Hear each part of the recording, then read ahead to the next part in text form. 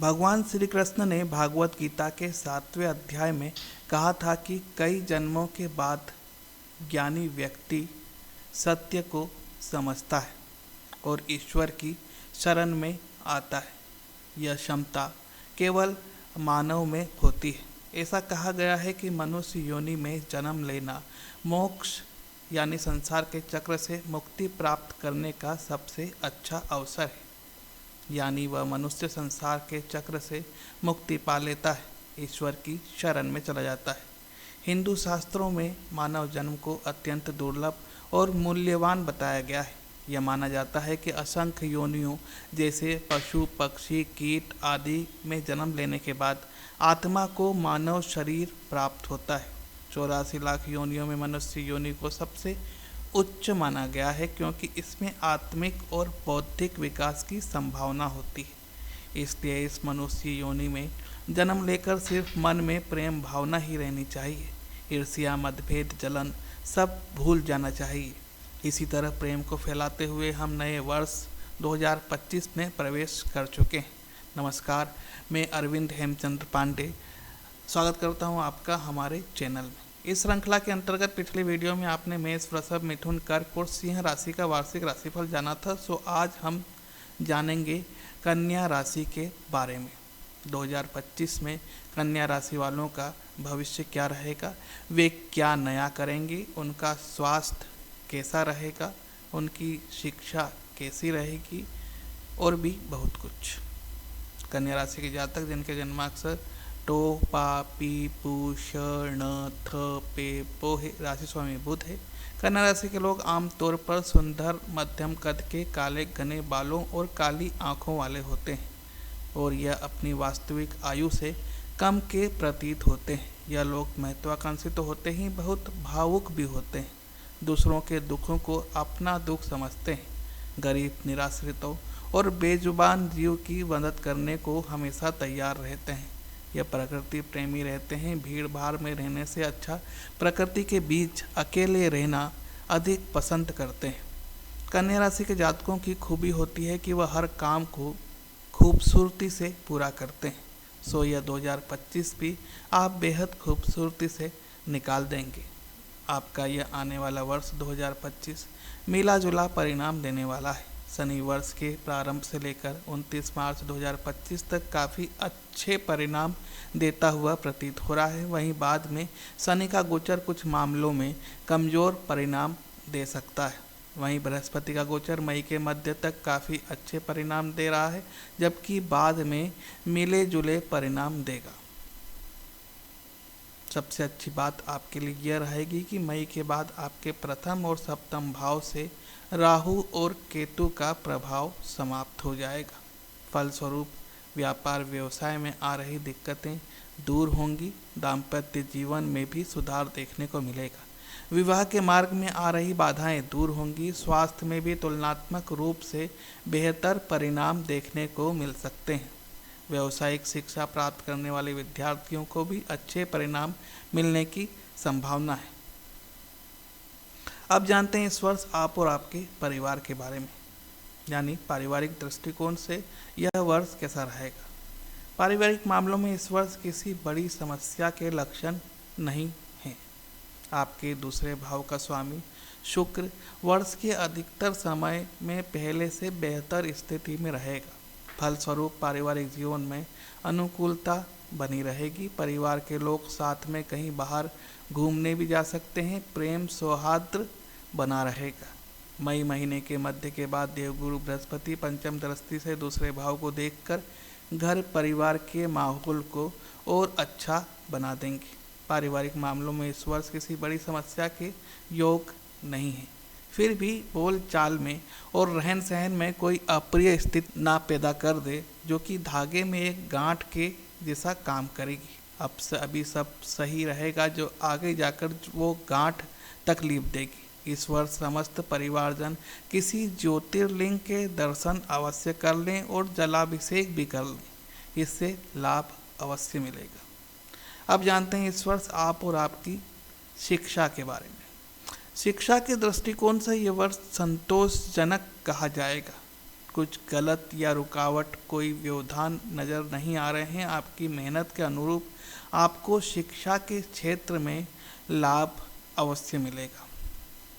वर्ष के प्रारंभ से लेकर मई महीने के मध्य तक उच्च शिक्षा के कारक बृहस्पति का गोचर पूरी तरह से आपके लिए अनुकूल रहेगा। इस वर्ष आपका मन भी पढ़ाई में लगेगा और आपको शिक्षक भी इस वर्ष पहले की तुलना में सही मिले हैं, यानी कि आप शिक्षा में अच्छा करते रहेंगे। मई मध्य के बाद बृहस्पति का गोचर आपके कर्म स्थान पर होगा। ऐसे में व्यावसायिक शिक्षा लेने वाले विद्यार्थियों को थोड़ी मेहनत के बाद अच्छे परिणाम मिलते रहेंगे। उच्च शिक्षा प्राप्त करने वाले विद्यार्थियों के लिए भी यह गोचर अच्छा कहा जाएगा। अगर आप हायर एजुकेशन के लिए विदेश की यूनिवर्सिटीज़ में अप्लाई कर रहे हैं तो थोड़े अधिक मेहनत करने की ज़रूरत रह सकती है, यानी सामान्य तौर पर यह साल शिक्षा के लिए बहुत अच्छा है, लेकिन मई महीने के मध्य के बाद आपको थोड़े अधिक मेहनत करने की आवश्यकता रहेगी, तभी परिणाम अच्छे बने रहेंगे। हनुमान चालीसा का पाठ प्रतिदिन करें। मंगलवार या शनिवार को सुंदर कांड भी कर लिया करें, इससे आपको लाभ अवश्य मिलेगा। अब जानते हैं इस वर्ष आप और आपके व्यवसाय एवं कैरियर के बारे में। नौकरी के दृष्टिकोण से यह वर्ष 2025 आपके लिए बहुत बेहतर कहा जा सकता है। बीच बीच में कुछ व्यवधान देखने को मिल सकते हैं, लेकिन उन्नति भी होती रहेगी। अगर आप प्राइवेट जॉब में हैं तो आपको निरंतर नए मौके मिलते रहेंगे। आप अपने टैलेंट, अपने ज्ञान के दम पर अपना सिक्का जमाने में कामयाब रहेंगे। वर्ष के प्रारंभ से लेकर 29 मार्च तक शनि ग्रह के गोचर की अनुकूलता आपकी नौकरी को मजबूती देगी।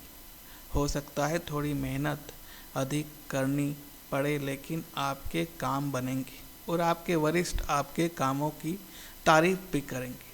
आपके प्रमोशन मई तक होने के योग हैं।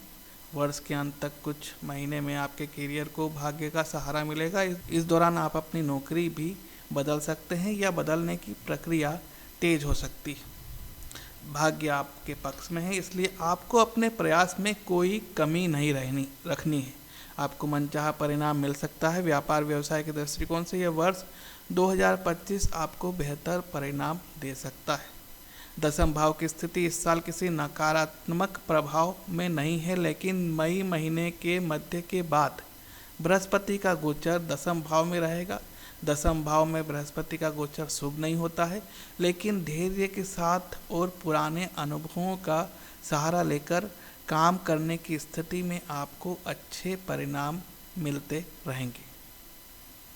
नई योजना पर भी आप काम कर सकते हैं। आपकी वित्तीय स्थिति में बहुत सुधार होगा। जो नौकरी न करके अपना खुद का बिजनेस या स्टार्टअप शुरू करना चाहते हैं, उनके लिए समय बहुत बेहतर है। भाग्य आपके साथ होगा, इसलिए आप रिस्क उठा सकते हैं।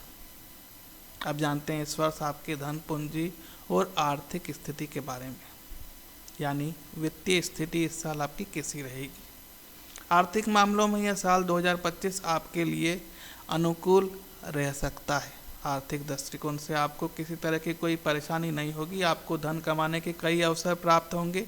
कार्य क्षेत्र में आप जितना अधिक फोकस करेंगे, उतना ही अधिक आपको लाभ मिलेगा। आपके लाभ भाव तथा धन भाव पर लंबे समय किसी भी नकारात्मक ग्रह का प्रभाव नहीं है और आप अच्छे खासे धन का संचय भी कर सकेंगे। वर्ष के प्रारंभ से लेकर मई महीने के मध्य तक धन के कारक बृहस्पति का गोचर आपके लिए अच्छी खासी अनुकूलता दे रहा है। इसके बाद बृहस्पति कर्म भाव में होकर धन भाव को देखेंगे, जो धन संचय में मददगार बनेंगे। इस वर्ष आपको व्यावसायिक दौरे पर देश विदेश घूमने का मौका भी मिल सकता है, जो कि आपके लिए सफलता के द्वार खोलेगी।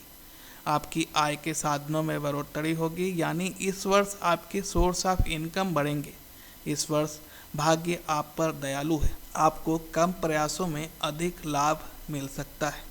यदि आप थोड़ी भी कोशिश करेंगे तो आपको अच्छा फायदा मिल सकता है। अब जानते हैं इस वर्ष आपके प्रेम संबंध और दाम्पत्य जीवन के बारे में।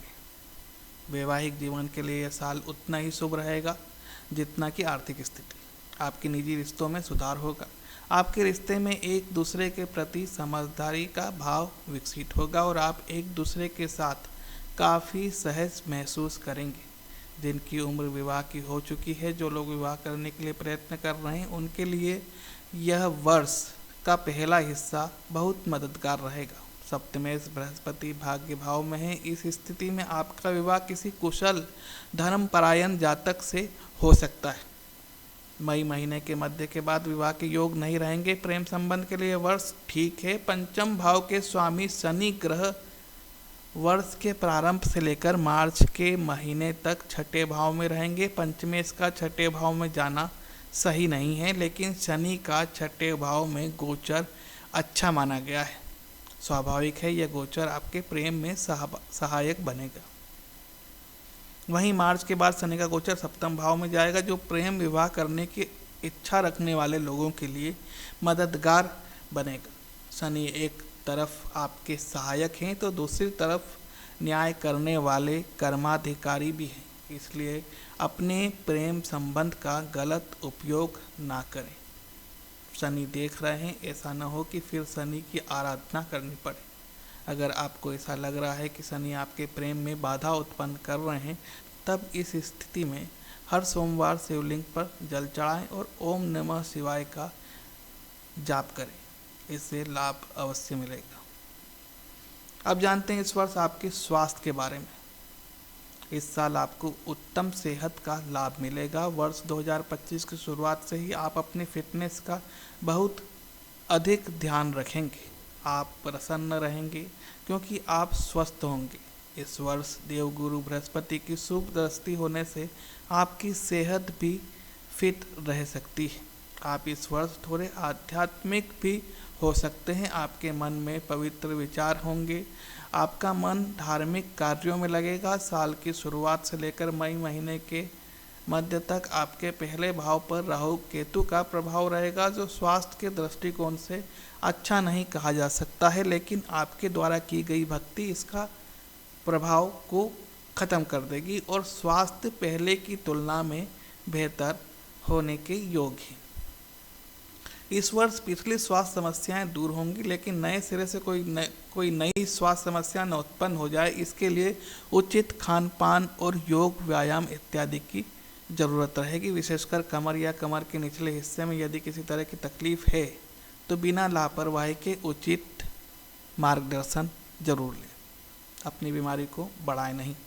पूरे वर्ष शिव आराधना अवश्य करें और महामृत्युंजय की एक माला तो प्रतिदिन करें। आपने अभी जाना कन्या राशि के वार्षिक भविष्यफल के बारे में। पारिवारिक, व्यवसाय, शिक्षा, प्रेम, दाम्पत्य जीवन, धन, स्वास्थ्य के दृष्टिकोण से जाना है। अगर यह प्रयास सही लगा हो तो कमेंट कर अवश्य बताएं। कोई प्रश्न है, कोई समस्या है तो कमेंट करें या फ़ोन नंबर 9424822056 पर व्हाट्सएप या मैसेज करें या मेल करें dr.hemchandra010452@gmail.com पर।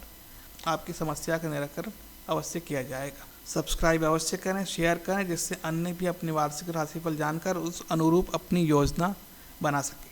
जल्द ही तुला राशि का वार्षिक राशिफल के साथ मिलते हैं। तब तक देखते रहिए एस्ट्रो हेमचंद्र। धन्यवाद।